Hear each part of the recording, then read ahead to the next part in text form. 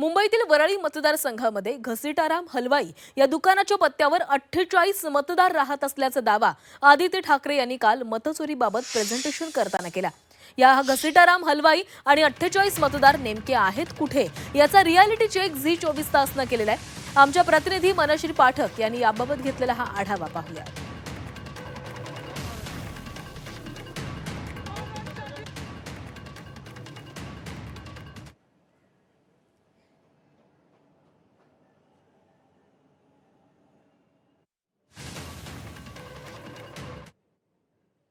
मतदार यादीमध्ये खरोखर घोळ आहे का आणि जर घोळ असेल तर तो काय काय आणि कसा कसा घातला गेलाय या प्रश्नांची उत्तरं शोधण्याचा आता सगळेजण प्रयत्न करतात।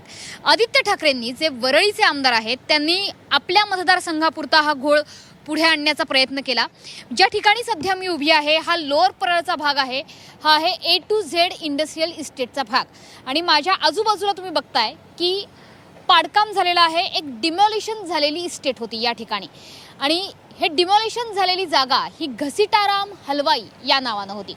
मात्र गेल्या 10 वर्षापूर्वीच हे घसीटाराम हलवाईचं दुकान पाडण्यात आलं। त्या ठिकाणी अजूनही कोणतंही नवं स्ट्रक्चर नवं बांधकाम हे उभं राहिलेलं नाहीये। त्यामुळे अजूनसुद्धा आपण बघतोय की अनेक भंगार सामान या ठिकाणी पडलेलं आहे। काही गॅसच्या शेगड्या आहेत, पंखे आहेत, त्यांचे अवशेष आहेत आणि घसीटाराम हलवाई या नावानं ज्या ठिकाणी दुकान होतं त्या ठिकाणी काही मतदारांची सुद्धा नोंदणी आढळून आलेली आहे। इथे आपण बघतोय की प्रायव्हेट प्रॉपर्टीचा बोर्डही लागलेला आहे आणि ही प्रायव्हेट प्रॉपर्टी कोणाच्या नावे आहे त्याचं सुद्धा आता इथे स्पष्टपणे नमूद केलेलं आहे। मात्र घसीटाराम हलवाई या पत्त्यावरती तब्बल 48 मतदारांची नोंद निवडणूक आयोगाने आपल्या मतदार यादीत केलेली आहे। खरं तर मतदार यादीमध्ये जो पत्ता नमूद केलेला असतो तो रहिवासी पत्ता असतो, मात्र कमर्शियल जागेचा हा पत्ता नमूद करण्यात आलेला आहे, जी जागा आधीच डिमॉलिश करण्यात आलेली आहे।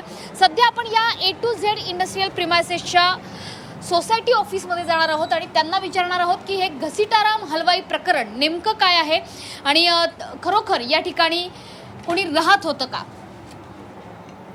तर आपण या सोसायटी ऑफिसमध्ये आलेलो आहोत। सोसायटी ऑफिसचे मॅनेजर सध्या आपल्या सोबत आहेत, योगेश बाने असं त्यांचं नाव आहे। योगेशजी नमस्कार, तुमचं स्वागत आहे झी24 तासवर। आम्ही आत्ता घसीटाराम हलवाई हे जमीनदोस्त झालेलं दुकान बघून आलो आहे। किती वर्षांपूर्वी हे दुकान त्या ठिकाणी होतं, तिथे खरोखर मिठाईवाला होता का? बिल्डिंग 2017-18ला डिमॉलिश झाली आहे, म्हणजे BMCच्या नोटीसद्वारे ती डिमॉलिश केली, कारण त्यांनी पेमेंट केलं नाही सोसायटीला, मेंटेनन्स नव्हता भरला, 25-30 लाखाचं काहीतरी त्यांचे मेंटेनन्स बाकी आहे आणि त्याच्यामुळे ती बिल्डिंग मेंटेन नाही झाली आणि मग ती डिॲप्लेट झाली आणि मग ती बिल्डिंग BMCने सांगितली की बाबा ही बिल्डिंग डिॲप्लेट झाली आहे, तुम्ही पाडून टाका आणि ती बिल्डिंग पाडण्यात आली आहे। म्हणजे ही जागा पूर्ण इंडस्ट्रियल इस्टेटची जागा ही रहिवासी आहे की कॉर्पोरेट आहे? पंजाबी घसीटाराम हा कारखाना होता तिथे भरपूर प्रमाणात मोठा कारखाना होता, त्याचं नाव पण खूप मोठं होतं पंजाबी घसीटारामचं आणि त्याच्याकडे भरपूर वर्कर कामाला होते।